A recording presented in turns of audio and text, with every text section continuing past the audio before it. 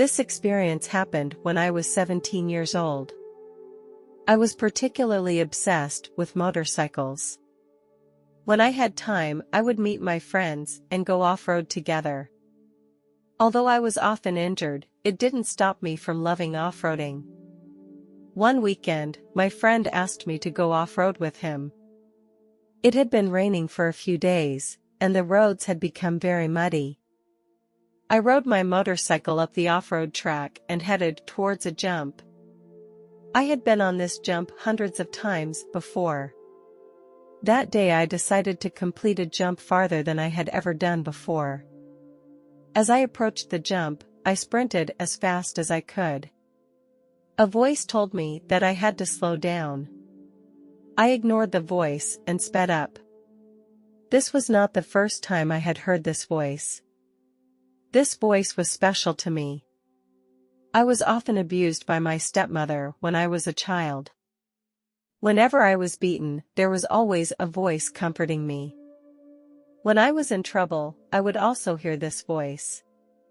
Don't get me wrong, I'm not looking for sympathy here. This voice not only comforted me, but also warned me of impending danger. I ignored that voice. I accelerated into a sprint as I approached the jump. I suddenly felt my tires skid and I lost control of the bike. I couldn't get control of the bike before I hit the ground. I hit my head on the ground and lost consciousness. I wasn't wearing a helmet because I was confident in my skills. Now, it seems how stupid I was. My friends saw me fall and they called the emergency services. They gathered around me and watched me, and they feared I was dead. They couldn't see me move or breathe at all. Suddenly, they saw me take a deep breath and slowly open my eyes. They told me later that the whole process took about 3 minutes. I remember the moment my head fell to the ground and everything in front of me went black. Then I opened my eyes and stood up. To my shock, I saw myself lying on the ground. Then I heard that familiar voice that kept saying behind me, "Come on. We have to go." I turned around. I saw the one who had made the voice. I think it would be more appropriate to describe it as an angel. This angel looked like a 10-year-old boy, and I asked him, "Where are we going?" He said in an anxious tone, "Come on, we have to go now.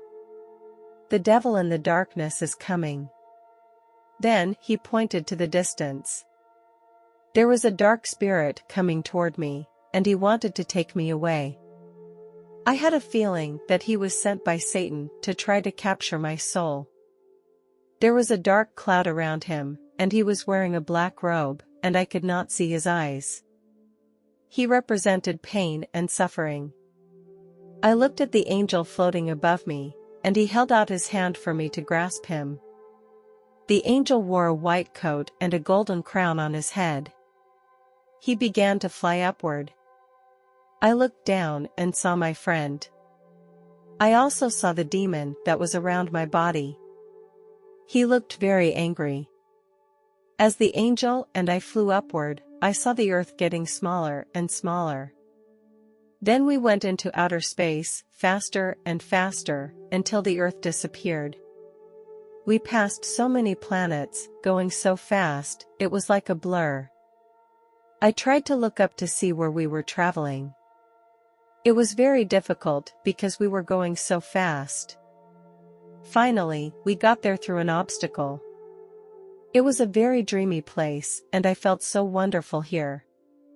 There was no heat or cold, no pain or discomfort, no hunger or thirst, no craving for anything.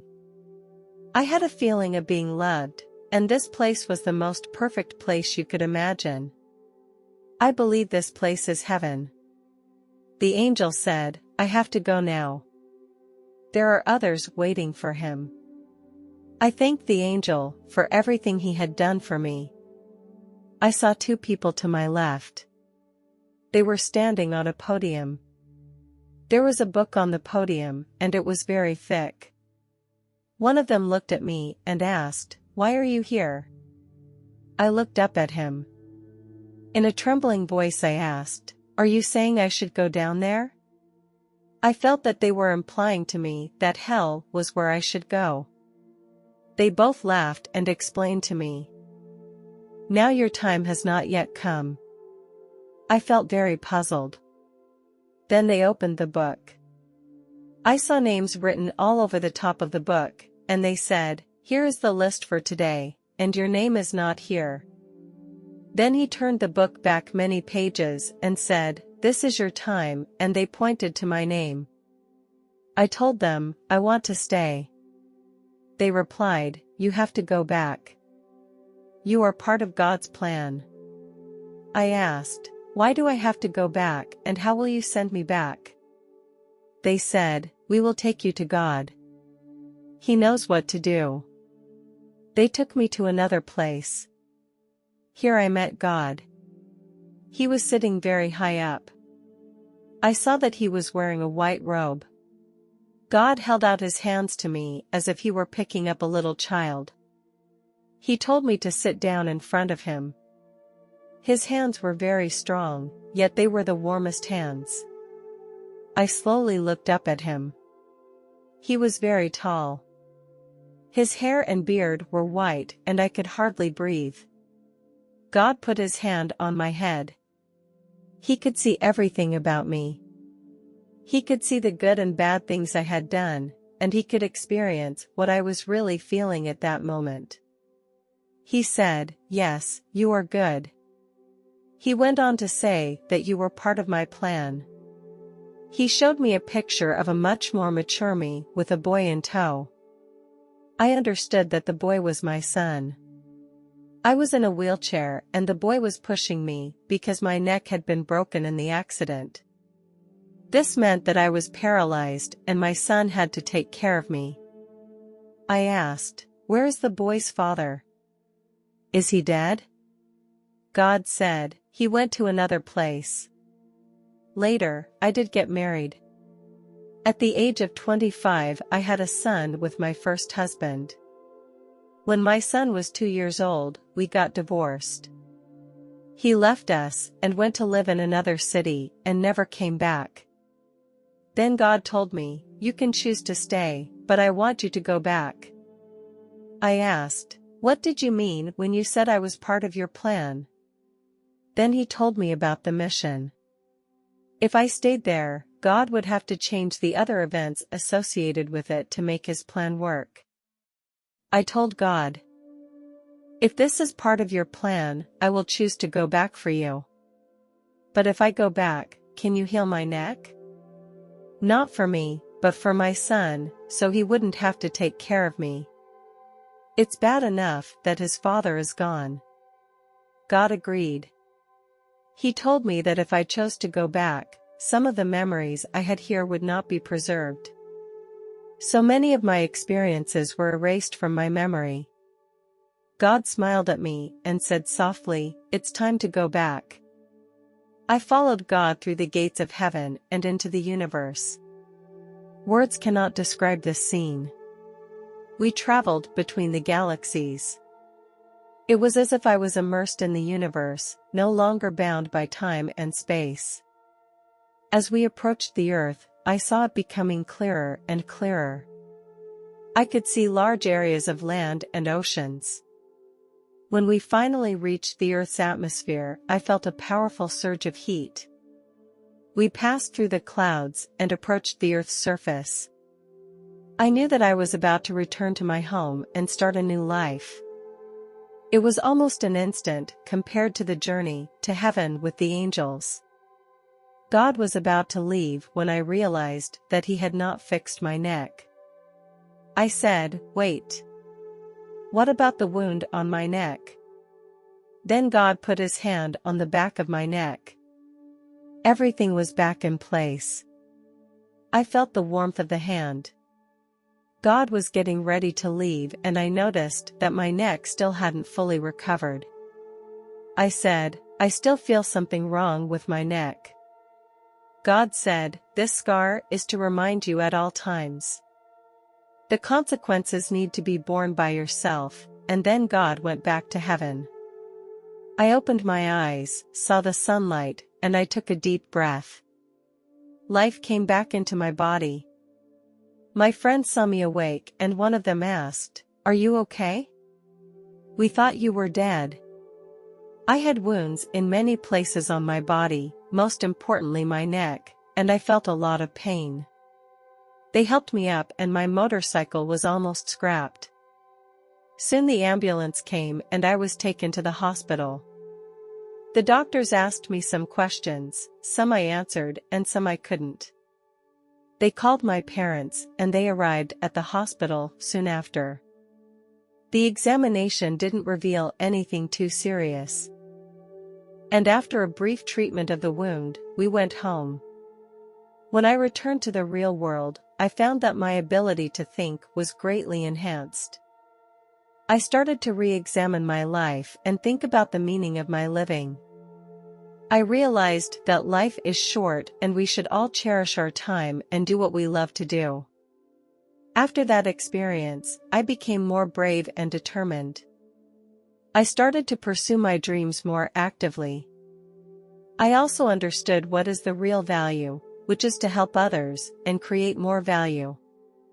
As a result, I became more concerned about the people around me, their needs, and offered my help. I also started to pay attention to social issues and look for ways that I can contribute to society.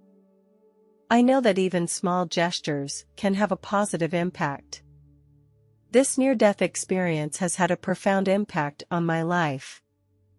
I hope I can turn this insight into practical action and make my life more meaningful. When I was 22 years old, I went through a painful period because my wisdom teeth became inflamed.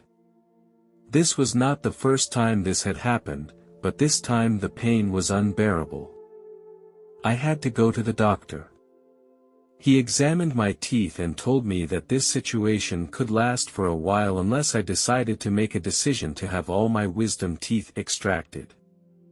The doctor explained to me that because my wisdom teeth were growing in an abnormal direction, it was causing the crowding and inflammation of my teeth. He told me that if I didn't have all my wisdom teeth removed, the pain would probably continue forever. After listening to the doctor's advice, I made the difficult decision to have all my wisdom teeth removed. The day of the surgery, I felt very nervous. As I lay in the chair, the anesthesiologist looked even more nervous than I was. I wasn't sure if he was the new doctor. He said to me, "Don't be nervous." I smiled and nodded my head, thanking him for his reassurance. As the surgery began, I felt my body become heavier and heavier. I gradually lost consciousness. In that moment, I felt my soul leave my body, like a butterfly floating over the operating room. I began to see everything in the operating room, as if I had become a bystander. I saw the doctors and nurses wearing gloves and masks as they manipulated my teeth with specialized tools. I could hear the doctors and nurses talking. I did not feel pain or discomfort. Instead, I felt a sense of peace and relief, as if my soul was flying in an open sky. Suddenly, I saw that the doctors became flustered, and their expressions and movements looked very eager. Two other doctors hurried into the operating room and began to perform CPR on me. They pressed hard on my chest, trying to restore my breathing and heartbeat.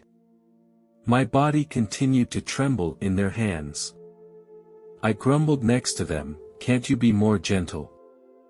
Use so much force." I realized the seriousness of the situation. I began to feel fearful and uneasy because I knew I might be dead. I knew there was nothing I could do now. My soul began to move uncontrollably and started to move upward as I passed through the ceiling of the operating room. Then it left the hospital. A blinding light appeared ahead of me and I knew I had to follow it. I saw a very large angel come out of the light. He was even more enormous than I had imagined an angel to be. The feeling of oppression made me feel a little scared. The angel seemed to know my fears and he reassured me. "Don't worry, it's safe here and no one will hurt you." My communication with the angel transcended the boundaries of language, and we could understand each other's thoughts accurately through telepathy. This type of communication felt very natural to me and was more pure than verbal communication on Earth. There is no misunderstanding either. I thought, maybe this is the real way of communication. When the angel asked me if I wanted to move on, I answered yes, without hesitation. At this moment, I felt like a child who was going home to his real home. My heart was filled with anticipation. The angel smiled and told me in a soft voice that we were going to a beautiful and mysterious place. The angel then led me through a long tunnel. We were going very fast. I felt that my body was no longer bound by gravity. Sometimes, I would close my eyes because the change in speed scared me. We finally went through that tunnel and came to a beautiful garden. There were all kinds of flowers inside the garden, each one emitting a strong fragrance. The angel told me that this was heaven, the eternal home. I felt very excited because I had never seen such a beautiful place. The angel took me to a high place where I could look down on the whole heaven. I saw a huge city. The whole city was covered with light and was very spectacular. The city was surrounded by a vast grassland with all kinds of flowers and plants. In the distance was a huge forest. I felt very peaceful. The angel told me that only very pure souls can reach this place. I was immersed in this wonderful world and enjoyed the pleasure it brought me. My soul had been truly liberated, free from any worries and bondage. Here, I no longer need to worry about any problems or difficulties, but just enjoy the beauty and freedom of life. Time seems to have no more concept in this world, and my mood has become very relaxed and pleasant. In the center of the city, there is a tall throne. I knew that I had finally returned to my true home where I belonged. I looked at the angel beside me and thanked him for leading me here. I saw a very dazzling light. I was drawn toward that light. As I got closer, I saw a very tall, human-shaped light. I knew that this was God. God looked very friendly and he smiled at me. To my surprise, I found that I could understand his words, just as I had done when communicating with the angels earlier. He said, "Welcome home, my child." I was surrounded by the warmth and love of God. We reviewed the course of my life together, and I felt overwhelmed with shame and regret. But God didn't rebuke me. He said to me, "Don't be afraid, those things are behind you." God and I had a long conversation there. Talked about my work and my life. We also talked about global warming. God told me that global warming would pose a huge challenge to mankind. Although mankind is actively looking for solutions, they are not very effective. I agree with God because I am an environmentalist myself. I have been trying to contribute my share to environmental protection. The consequences of global warming are multifaceted, and they have a significant impact on the Earth's ecosystem and human society. First, global warming is causing sea level rise, which is caused by melting glaciers and expanding seawater. This phenomenon has led to greater risk to coastal cities and islands, with many areas of low-lying land and cities being inundated. Shoreline erosion has increased, coral reef ecosystems have been damaged, and the ecological balance has been disrupted. In the Maldives, located in the Indian Ocean, a rise in sea level would cause the entire country to disappear off the face of the earth. Likewise, Tuvalu, a small island nation in the Pacific Ocean, will face the same fate. In addition, coastal cities are under greater threat, such as Venice in Italy, where Venice on the water will disappear. There will be hundreds of millions more refugees worldwide. Second, global warming has increased the frequency and severity of natural disasters. These include droughts, floods, hurricanes, and torrential rains. These disasters have led to human casualties and reduced food production, causing a great impact on human society and economy. In addition, climate change threatens biodiversity, which has a catastrophic impact on the Earth's ecosystem. Many animals and plants are in danger of extinction, leading to massive collapse of ecosystems and disruption of ecological balance. Finally, global warming will also lead to food and water shortages, which has implications for global food supply and population stability. Many regions will face drought, causing food prices to skyrocket. After listening to God's explanation, I felt very pessimistic and desperate. I couldn't imagine how great the suffering and loss that mankind would endure when the disaster brought by global warming really came. So I decided to ask God, if it really happens, will you help mankind? God listened to my question, remained silent for a while, and then replied, "It's all your human choices, and there is nothing I can do to help you." Hearing this, I felt lost.